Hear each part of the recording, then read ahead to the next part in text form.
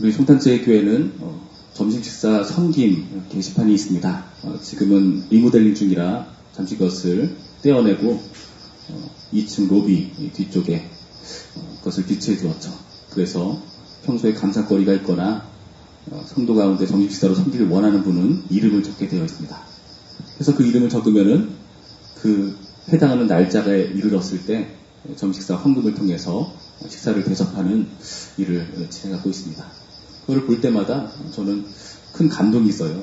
왜냐하면 형편도 넉넉지 않으시고 쉽지 않은 그런 삶이실 텐데 하나님께 대한 감사의 마음이 있어서 그렇게 점식사를 섬기로 정하시고 거기에 이름을 적다는 게 나름 감동이 있습니다. 그리고 그게 실제로 식사 봉사팀에게 큰 도움이 되기도 하고요.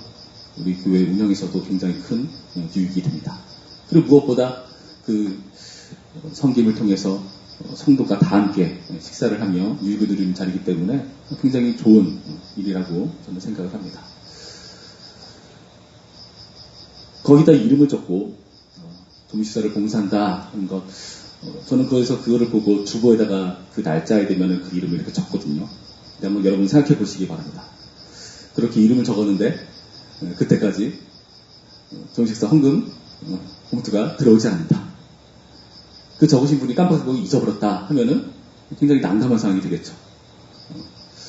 그런데 자원시장 거기 때문에 내일 하는 거 맞죠? 하고 연락하기도 참 애매하고 그런 경우들이 있습니다.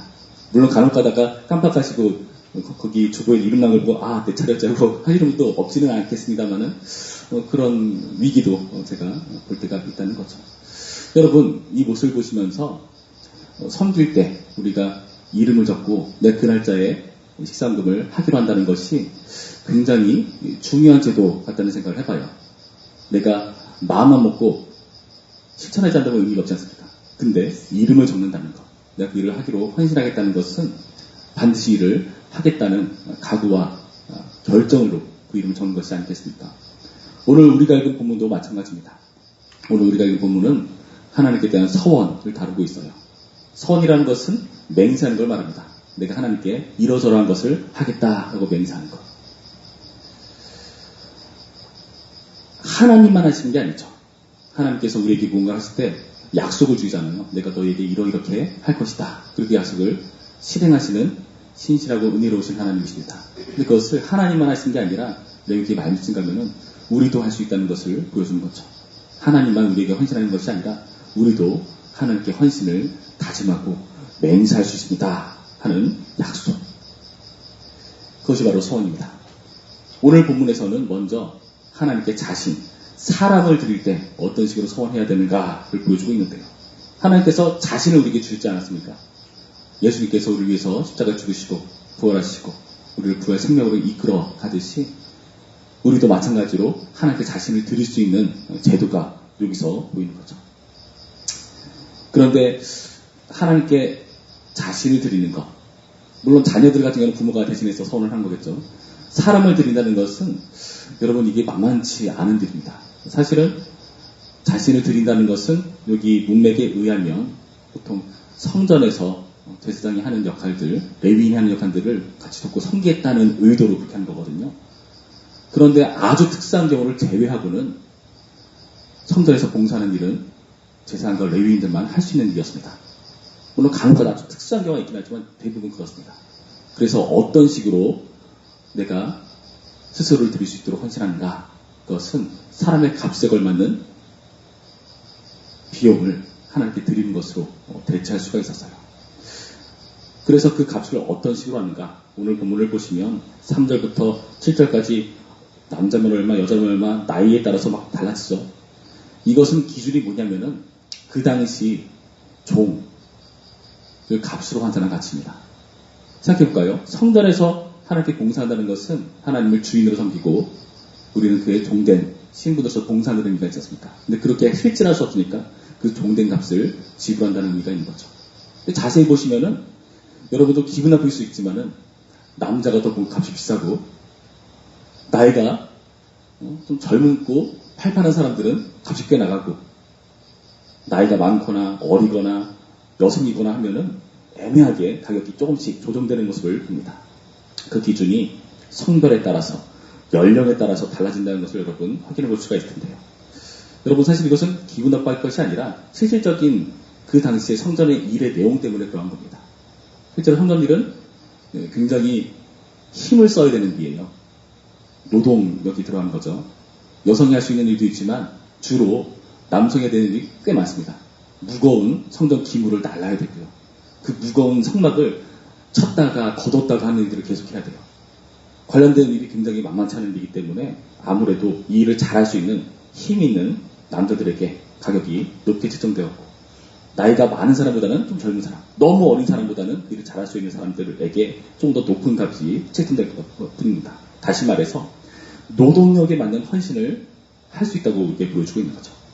근데 그 값이 아무리 동된 가격이라지만 사람을 사는 거기 때문에 꽤 비쌉니다. 여기 여러 개 세겔이 나오는데 특히 가장 팔팔해 보이는 20에서 60세 사이 남자 50세겔을 바친다고 하는데, 그 당시 한 세겔이 일반적인 사람들 한 달 봉급에 해당하는 금액이에요. 그러니까 꽤 세죠. 만만치 않은 각오 아니면 할 수 없는 금액입니다. 그런데 하나님께 받은 게 너무 커가지고 감사의 마음을 들고 싶어하는 마음이 있는 분이 있을 수 있잖아요. 우리 가운데 하나님 나에게 많이 은혜를 베푸셨는데 나는 돈도 없고 어떻게 좀 교회 한 번 대접하고 싶은데 사실 형편도 안 되고, 이런 사람들이 있을 겁니다. 그런 사람을 위해서 나와 있는 법칙이 있죠. 8절 말씀 볼까요? 그러나 선자가 가난하여 네가 정한 값을 감당하지 못하겠으며 그를 제사장 앞으로 데리고 갈 것이요, 제사장은 그 값을 정하되 그 선자의 형편대로 값을 정하시리라. 선자의 형편대로 할 수 있다고 말합니다. 다시 말해서 이 원리에 의하면 누구나 하나님께 대한 서원에 참여할 수 있다는 것을 우리 가운데 보여주고 있습니다. 그런데 여러분 좀 주목해 보셔야 될 게, 누구나 참여할 수 있다고 하지만은 사실 이것도 만만치가 않아요. 나는 사실 형편상 이만큼만 할 수 있는데 라고 하는 것은 자기가 정할 수 있는 게 아니에요. 내가 정하면은 사실 자기의 기준보다 훨씬 더 아래로 볼 겁니다. 나는 너무 어려우니까 이 정도만 해야지. 근데 그것을 분별하는 세상은 내가 좀 더 할 수 있을 것 같은데 싶으면은 좀 더 요구를 하는 거죠. 실질적으로 그 형편이 맞는 거를 판별하는 기준을 제장해 가지고 있습니다. 그러니까 아무기 집사다고 누구도 했는데 나만 안 했네, 막 그런 주변과 비교하면서 내가 좀 못나 보일 때 억지로 참여하는 그런 것을 방지하고, 정말 제대로 헌신의 마음이 있을 때만 할 수 있는 그런 부담이 없지는 않다는 것을 여러분 주목해 보셔야 되는 거죠. 그런데 이렇게 노동력에 맞게, 형편에 맞게 모두가 헌신할 수 있는 기준을 마련하니까 어떤 경우는 문제가 발생할 수 있어요. 여러분 보통 사람들한테 내가 언제 한턱 쏠게 라고 얘기합니까? 기분이 좋을 때, 그날 컨셉이 괜찮을 때 이런 얘기를 하잖아요. 근데 나중에 집에 가서 후회한 적 있지 않습니까? 내가 더 많이 섰나? 그때 괜히 기분 탓에 지르지 않았나는 그런 후회가 밀려올 때가 있고 합니다. 다시 말해서 우리가 서원한다는 것은 어떤 경우에 있어서는 우리가 기분에 따라서 실질적인 고민을 조금 놓치고 추구하는 경우들이 있다는 겁니다. 실제로 야곱의 경우를 볼까요? 형에게서 도망치다가 하나님께 서원을 하죠. 요나의 경우는 어떻습니까? 물고기 뱃속에 들어갔을 때 서원을 합니다. 다 어떤 때죠? 공통점이? 위기에 닥쳤을 때 급하게 하는 겁니다. 이상을 모면하기 위해서. 때로는 내 감정 상태에 따라서. 공통적으로 어떤 문제가 발생할 수 있을까요? 충동적으로 할 수 있다. 실제로 하지 않게 될 확률이 많은데 충동적으로 할 수 있다는 것을 우리 가운데 보여주고 있다는 겁니다. 후에 이루고 싶은 소원이 당연히 생길 수가 있다는 거죠. 여러분, 이러한 태도가 우리 가운데 사실 솔직하게 있습니다. 여러분, 우리는 다 서원을 한다는 것 알고 있습니까? 난 부담스러워 서원 같은 거 안 하는데요 싶을 수 있지만, 여러분 연초에 생각해볼까요? 연초에 우리 교회는요, 사람들에게 어떤 직분, 어떤 일들을 맡기고, 누구는 서리 집사로, 권사로, 집사로 이렇게 일들을 맡기고 하죠. 그리고 실질적으로 위원회 안에서 부서를 결정하기도 하고요. 어떤 분은 이런 부장을 맡아주십시오. 교육부를 섬겨주십시오. 찬양대에서 봉사해 주십시오. 식당 봉사, 차량 봉사 등을 해주십시오 라고 요구를 하고, 이것을 받아들여서 뭐랍니까? 하나님께 헌신을 다짐하는 임명식을 합니다. 임명식을 해요. 임명식을 한다는 게 뭐죠? 하나님 앞에 서원하는 겁니다. 내가 이 일 하나님께 봉사하겠습니다. 그런데 딱 이때쯤이죠. 더운 데가 조금 지나가고 가을쯤 이르렀을 때 우리는 사실 대충 하고 싶을 때도 있고 익숙해졌으니까 이 정도만 해도 특별히 뭐라고 하는 사람 없네 하면서 그냥 할 수 있는 어느 정도까지만 눈치 봤을 때 욕먹지 않을 정도 수까지만 일을 하거나 때로는 아예 내가 이 일을 맡았나 싶을 정도로 누가 부서장인지도 기억 못할 정도로 조용히 지내거나 아니면 이맘때쯤도 아니고 애초에 처음부터 그런 경우도 사실 있긴 합니다. 여러분 다 어떤 일이죠? 하나님께 소원한 것을 무르는 일입니다. 무르는 일이에요. 하나님, 저는 하나님께 헌신하지 않았습니다. 그때 한 것은 목사님이 막 억지로 시켜서 어쩔 수 없이 한 겁니다. 그 분위기에 떠밀려서 아무도 할 사람이 없다고 하니까 어쩌다 보니 그렇게 된 겁니다. 이유가 어찌되었건 여러분 하나님께 헌신을 다짐했는데 그것을 이행하지 않은 것이기 때문에 어떤 거죠? 서원을 제대로 이행하지 않고 서원을 무르려 하는 태도와 방불한 것이라고 볼 수가 있을 것입니다. 이런 일을 위해서 어떤 제도가 있을까요? 처음에는 인간 편에서 하나님께 자원하는 마음이 있을 때 누구나 참여할 수 있는 제도를 하나님께서 알려주셨다면 이번에는 하나님 편에서 하나님을 경외하기 위한 제도로서 조치들을 보여줍니다. 9절부터 10절까지의 말씀 보시면 이렇게 되어 있죠. 사람이 소원한 예물로 여호와께 드리는 것이 가축이면 여호와께 드릴 때는 다 거룩하니 그것을 변경하여 우열감 바꾸지 못할 것이요 혹 가축을 바꾸면 둘 다 거룩할 것이며 여기 나타난 소원한 예물은 제사를 지낼 때 쓰는 제물들 뭐 양이나 염소 그런 제물로 사용할 수 있는 거룩한 제물들을 말합니다. 그래서 하나님께 서원해서 바쳤는데 나중에 무르고 싶어요. 그것을 더 좋은 것이나 아니면 더 나쁜 것으로 바꿔서 바치고 싶어요.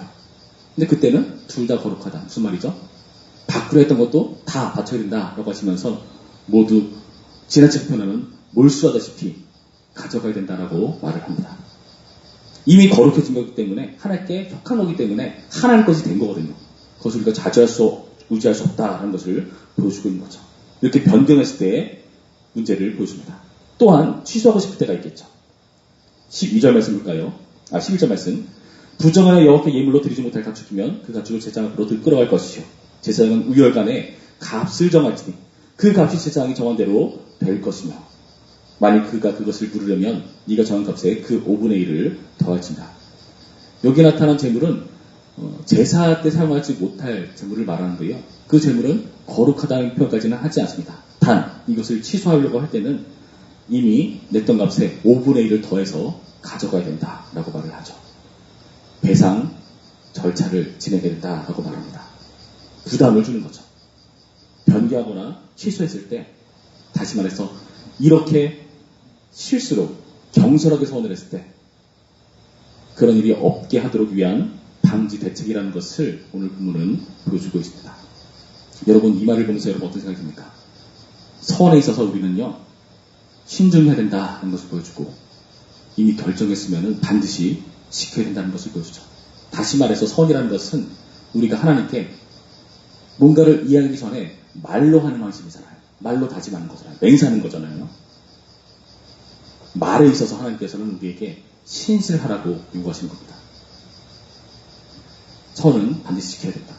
말이라는 것은 무게감 있게 이루어져야 된다. 하나님께서 우리에게 그렇게 하십니다. 하나님께서 우리에게 약속을 하실 때요. 무게감 있게 하셨어요. 그 말은요. 변하지 않죠. 우리는 그걸 믿죠. 왜 믿습니까? 하나님께서 말씀했다는 것은 반드시 그것을 지키겠다는 뜻이니까. 다시 말해서 하나님께 있어서 말과 행동이라는 것은 별개의 것이 아니라는 겁니다. 우리와 다르다는 거죠. 그러면서 그 요구를 우리 가운데 다시 하신 겁니다. 너 말로 다짐했냐? 행동으로 이행하라. 말과 행동은 동일한 거다. 따로 가져가지 마라. 그게 따로 될 때 기독교는 욕을 먹고요. 교회는 타락합니다. 이게 동시에 가는 것이 하나님께서 우리에게 요구하신 겁니다. 하나님께서는 그 말의 부담 때문에 아들을 보내시고 죽이시고 우리에게 생명의 길을 여시는 분이시라는 것을 성경을 통해서 확인하죠. 이러한 무게감을 우리 가운데 요구하신 겁니다. 말과 행동은 다른 게 아니다. 동일하게 같이 가야 하는 것이다. 사도행전 5장을 보면은 아나니아와 삽비라라고 하는 사람이 나옵니다. 이 사람들이 땅값을 하나님께 바치는 일을 하는데요. 근데 그 중에 일부를 감춰둡니다. 아마도 그 전에 바나바라고 하는 사람이 자신의 땅을 이렇게 팔아가지고 바치는 것을 보고 자극을 받았는지 그렇게 했는데 그 중에 일부는 감춰둬요. 근데 그것을 어떻게 표현하는가 하면은 하나님께 거짓말한 걸로 베드로는 해석을 하고 그것에 대해 지적을 합니다. 아람의 삽배라는 그 자리에서 즉사하죠. 무슨 말입니까? 하나님께서 요구하시는 것은 하나님 앞에 하는 서원은 신중해야 된다. 그리고 그 서원은 반드시 이행해야 된다. 말과 행동은 같은 것이다. 이것이 어긋나는 순간 너희는 서원을 무르는 것이 되고 그것은 내가 요구하는 것이 아니다. 이렇게 말씀하신 겁니다. 오죽했으면 전도자는 이렇게 말합니까? 전도서 5장을 보시면 선하고 갚지 아니하는 것보다 선하지 아니하는 게 더 낫다. 예수님께서는 뭐라 말씀하시죠? 마태복음 5장 보시면은 도무지 맹사지를 말아라. 여러분 이 말이 진짜 선하지 말라는 의도로 말하는 게 아니죠. 어떤 의도로 말씀하신 거죠? 그만큼 우리의 소원이 부실하다. 온전치 못하다. 우리의 말과 행동은 일치하지 않는다는 것을 일갈하시는 지적이라는 겁니다. 여러분 이 말씀을 오늘날 우리에게 적용해보기 원합니다. 이 주일은요 우리가 모두가 다 섬기는 날이죠. 하나님을 위해서 봉사하고 성도를 위해서 봉사합니다. 근데 그것은요 우리가 하나님께 하는 서원을 이행하는 과정이라는 거예요. 나에게 주어진 일을 대충하고 싶을 때, 어떨 때는 외면하고 싶을 때, 어떨 때는 피하고 싶을 때 오늘의 말씀을 되새겨보시기 바랍니다. 하나님께 했었던 우리의 헌신들 하나님께서 다시 한번 보여줍니다. 너희의 말은 행동은 동일한 거다. 이것을 일치시키는 말의 무게감을 너희는 간직해라. 내가 너희에게 했듯이 너희도 나처럼 거룩하기를 바란다. 이 말씀 기억하시고 하나님께 섬기고 나아가는 우리 모두가 되기를 주님의 이름으로 축원합니다. 기도하시죠.